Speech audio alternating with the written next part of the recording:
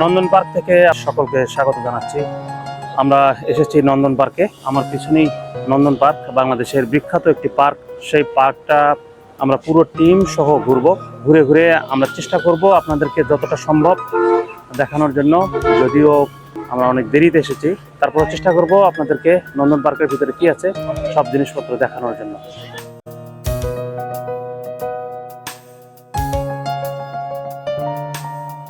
নন্দন park দিয়ে ঢোকার পরপরই এরকম একটা ঝর্ণা আপনার মনকে নিশ্চয়ই সতেজ করে তুলবে। কিন্তু গেটের যে অবস্থা দেখলাম তাতে আসলে কতজন এখানে এই পার্কে ঢুকতে পারবে সেটা নিয়ে সন্দিহান। কারণ পার পার্সন টিকিট 450 টাকা। এটা আসলে বাংলাদেশের আর কোনো পার্কে আছে কিনা আমার জানা নেই। বাংলাদেশের যত বিনোদন পার্ক রয়েছে নিশ্চিতভাবেই নন্দন পার্ক অন্যতম। এবং আমরা দেখছি যে এখানে অনেক রাইড রয়েছে, সেগুলোর মধ্যে অন্যতম প্যাডেল চালিত বোট। 450 টাকা যে টিকিট রয়েছে সেই টিকিট দিয়েই কিন্তু আপনারা এই প্যাডেল চালিত বোটগুলো চালাতে পারবেন।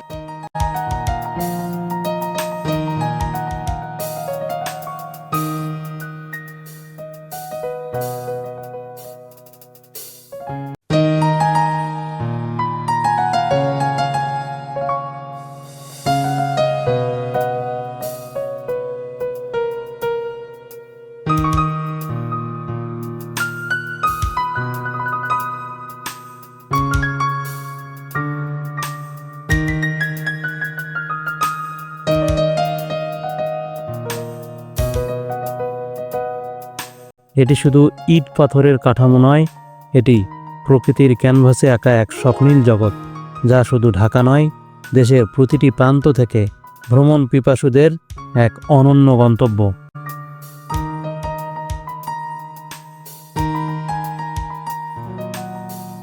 নন্দন পার্কে ক্লান্তি নেই, আছে শুধু বিশুদ্ধ হাসি আর বাঁধনহারা উল্লাস।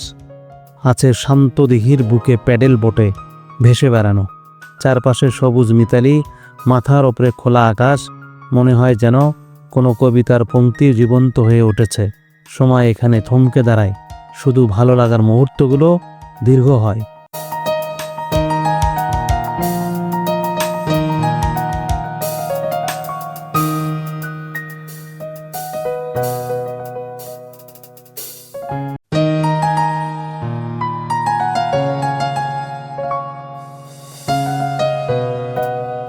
এখানকার সুসজ্জিত বাগান, পরিচ্ছন্ন হাঁটার পথ, সবকিছুই মনকে এক ভিন্ন অনুভূতি এনে দেয়।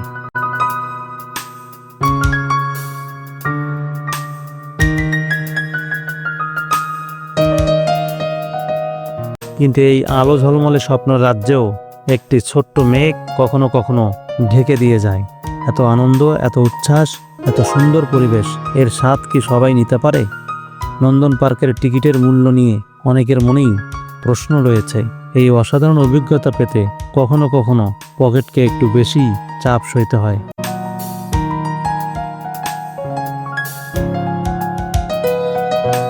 সাধারণ নিম্ন মধ্যবিত্ত পরিবারের জন্য এই খরচটি হয়তো সবসময় আনন্দের উৎস হয় না, বরং একটু চিন্তার কারণ হয়।